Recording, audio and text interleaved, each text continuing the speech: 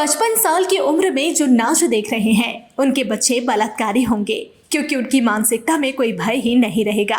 क्योंकि वो सोचेंगे कि जब हमारे पिता 55 साल की उम्र में नाच देख रहे हैं तो मुझे उनसे आगे जाना है। यह बयान आज डीजीपी विभा कुमार की तरफ से सामने आया। मौका था महिला सशक्तिकरण को लेकर आयोजित कार्यशाला को संबोधित करते हुए डीजीपी ने आगे कहा कि कहीं डांस हो रहा है और कोई जाकर महिला के गाल में नोट साट रहा है तो यह कितनी भद्दी चीज है। खासकर जब यह काम जनप्रतिनिधि कर रहा हो तो उनका वहां पर खुलकर प्रतिरोध होना चाहिए। यह तभी होगा जब आप जागरूक होंगी। डीजीपी विनय कुमार ने यह भी कहा कि शादी विवाह और दूसरे आयोजन पर कई जगह नाच होता दिखता है। लोगों को यह सोचना चाहिए कि हम अपने बच्चे को क्या संस्कार दे रहे हैं। हर रोज मुझे कहीं ना कहीं से फोन आता है कि हमें डांस के लिए बुलाया गया था और जबरदस्ती की जा रही है, हमें रेस्क्यू करवाइए। डीजीपी ने अपने संबोधन के दौरान हाल ही में बगहा में हुई ऐसी ही घटना जिसमें नेपाल से लड़कियों को डांस के नाम पर बुलाकर जबरदस्ती करने की कोशिश की जा रही थी, उसकी भी जानकारी दी। डीजीपी ने अपनी बातों के दौरान महिलाओं को समाज में फैली ऐसी कृत्यों को जो महिलाओं के विरुद्ध होती है उससे लड़ने और उसका खुलकर विरोध करने की अपील बिहार की महिलाओं से की है। अभी आप देख रहे होंगे सोशल मीडिया पे कि कोई भी ऐसा ओकेजन है, शादी ब्याह, तिलक, इवन तिलक के अवसर पर मैंने देखा अभी औरंगाबाद में एक घटना तिलक के अवसर पर कि तिलक में नाच हो रहा है और बड़ा ही वल्गर सॉन्ग्स हो रहा है और बुजुर्ग लोग भी हैं, बच्चे लोग भी हैं। क्या संस्कार हम दे रहे हैं अपने बच्चों को? ये बुजुर्ग लोग और बच्चे लोग वहां पे डांस देख रहे हैं और एक विद्रूपता के साथ इस तरीके से हम व्यवहार कर रहे हैं। तो इन सभी चीजों का प्रतिकार होना चाहिए हमारे समाज में। जो वहां पर महिलाएं हैं, जिस गांव में इस तरह का डांस हो रहा है, ठीक महिलाओं को बाहर आना चाहिए, भारी संख्या में उसको बंद करा देना चाहिए। ये सब हम नहीं टॉलरेट करेंगे, बिकॉज आप टॉलरेट करती हैं। जैसा कि अभी हरप्रीत ने कहा है कि गांव में होता था कि नहीं ये तो मेल बिहेवियर इसी तरह का है, ये तो सनातन से ऐसे ही बिहेव करते रहे हैं, इसलिए we should keep tolerating it. ऐसा नहीं होना चाहिए। यदि आप कहीं देख रही हैं कि महिलाओं के सम्मान के साथ खिलवाड़ किया जा रहा है तो जो हमारे एनजीओज हैं, गैर सरकारी संस्थाएं, वो सभी काम कर रही हैं। लेकिन ये सिर्फ गैर सरकारी संस्था का कार्य नहीं है, एक पुलिस का काम नहीं है, सिर्फ सरकारी संस्थाओं का काम नहीं है। जितने सारे हितधारक हैं सबको एक साथ कदम से कदम मिलाकर, कंधे से कंधे मिलाकर जब हम आगे बढ़ेंगे तभी ये समाज से इन चीजों का सफाया होगा। लेकिन हम टॉलरेट कर रहे हैं। अभी मैं रात में फोन उठा लेता हूँ, दिन में बहुत व्यस्तता रहती है। अब अभी इस कार्यक्रम में शामिल नहीं था, not able to pick my phone.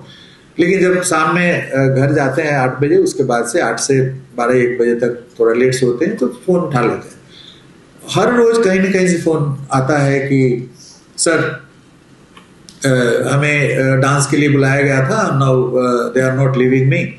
अभी हम लोकेशन भी, आजकल टेक्नोलॉजी आ गया है तो लोकेशन भी लड़कियां भेज देती हैं कि हम इस लोकेशन पे हैं, मेरे रेस्क्यू कराइए। इधर 2-3 सप्ताह में मुझे लगता है कि 8-10 ऐसे मामले हमारे पास आए और पुलिस ने इमीडिएटली रिस्पॉन्ड किया। बगहा में कई सारे जिलों में मैंने देखा नेपाल की लड़कियां आई हुई थी और वो किसी न किसी कार्य के लिए, नेक कार्य के लिए उनको प्रलोभन देकर के बुलाया जाता है और उसके बाद they are pushed into the flesh trade. तो ये सब चीजें जो हो रही है हमारे आंखों के सामने, ऐसा नहीं कि जहाँ पे ये कार्य हो रहा है वहाँ महिलाएं नहीं है। महिलाएं पूर्ण रूप से चतुर्दिक आच्छादित हैं उस जगह पे, चारों तरफ बड़ा संख्या में। लेकिन वही है कि प्रतिरोध की प्रवृत्ति नहीं है, प्रतिरोध करने की इच्छा शक्ति नहीं है। तो एक विल पावर होना चाहिए आप में कि कहीं पे भी यदि गलत हो रहा है तो हम उसका प्रतिकार करें।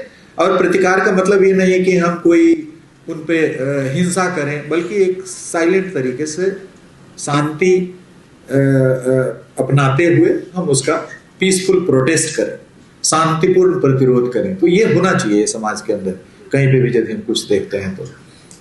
अभी केस अनुपम जी भी बता रहे थे कि इस तरह की घटनाएं हो रही है जिससे रुआ कांप उठता है। 3 साल की बच्ची, 6 साल की बच्ची के साथ बलात्कार, हत्या, और ये समाज के अंदर जो तरह तरह का जो इनपुट्स आ रहा है, यंग माइंड्स को इन्फ्लुएंस कर रहा है, बहुत सारे जो इन्फ्लुएंसेस है, बैड इन्फ्लुएंसेस वो आ रहा है।